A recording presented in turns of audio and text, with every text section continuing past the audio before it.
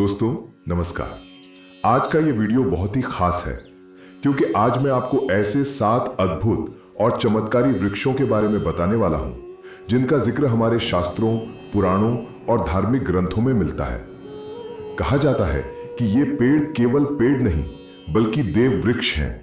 इनसे जुड़ी मान्यताओं में इतना गहरा विश्वास है कि जो भी व्यक्ति नवरात्र के दौरान इन वृक्षों का दर्शन या स्पर्श करता है उसके जीवन के दुख, गरीबी और रोग समाप्त हो जाते हैं। लेकिन यह वीडियो अधूरा देखने से आपको लाभ नहीं मिलेगा, इसलिए इसे पूरा देखें क्योंकि मैं बीच बीच में आपको ऐसे मंत्र और छोटी छोटी बातें बताऊंगा जिन्हें करने से आपका जीवन भी बदल सकता है। सबसे पहले बात करते हैं बेल वृक्ष की।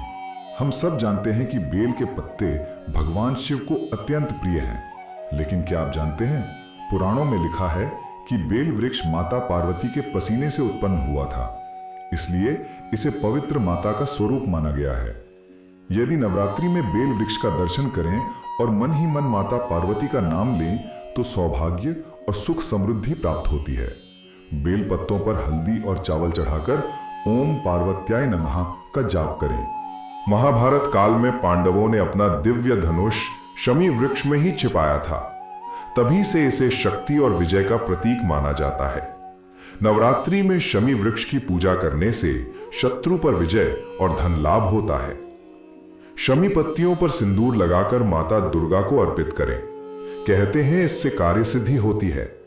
अब आता है पारिजात वृक्ष। कहा जाता है कि समुद्र मंथन के समय यह वृक्ष अमृत के साथ उत्पन्न हुआ था। इसके फूलों को देवलोक का पुष्प माना गया है। पारिजात के दर्शन मात्र से पापों का क्षय होता है और जीवन में सकारात्मक ऊर्जा आती है। पारिजात के फूल घर में रखने से वातावरण शुद्ध और शांत रहता है। अब बात करते हैं पीपल वृक्ष की। पीपल को भगवान विष्णु का वासस्थान कहा गया है। यह वृक्ष दिन रात ऑक्सीजन देता है। वैज्ञानिक भी मानते हैं कि इसके पास बैठने से मानसिक शांति और सेहत अच्छी होती है। नवरात्रि के दिनों में पीपल वृक्ष को जल चढ़ाकर दीपक जलाने से पितरों का आशीर्वाद मिलता है।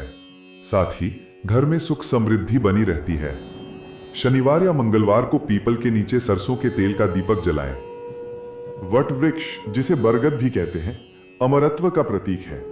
माता सावित्री ने वट वृक्ष की पूजा कर अपने पति सत्यवान को मृत्यु से वापस प्राप्त किया था, इसीलिए इसे लंबी उम्र और वैवाहिक सुख का वृक्ष माना गया है। नवरात्रि में वट वृक्ष के चारों ओर लाल धागा बांधकर 7 परिक्रमा करें। अब आता है नीम का वृक्ष। नीम को धरा की डॉक्टर कहा जाता है क्योंकि यह हर रोग को दूर करता है। धार्मिक मान्यता है कि नीम में माता शीतला का वास होता है।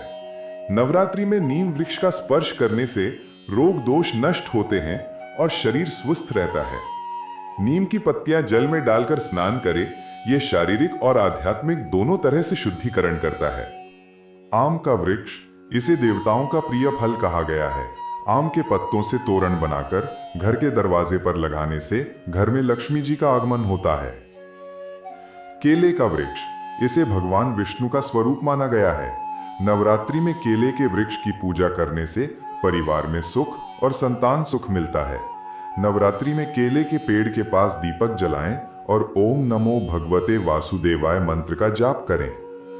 तो दोस्तों, ये थे 7 अद्भुत और चमत्कारी वृक्ष: बेल, शमी, पारिजात, पीपल, वट, नीम, आम और केला।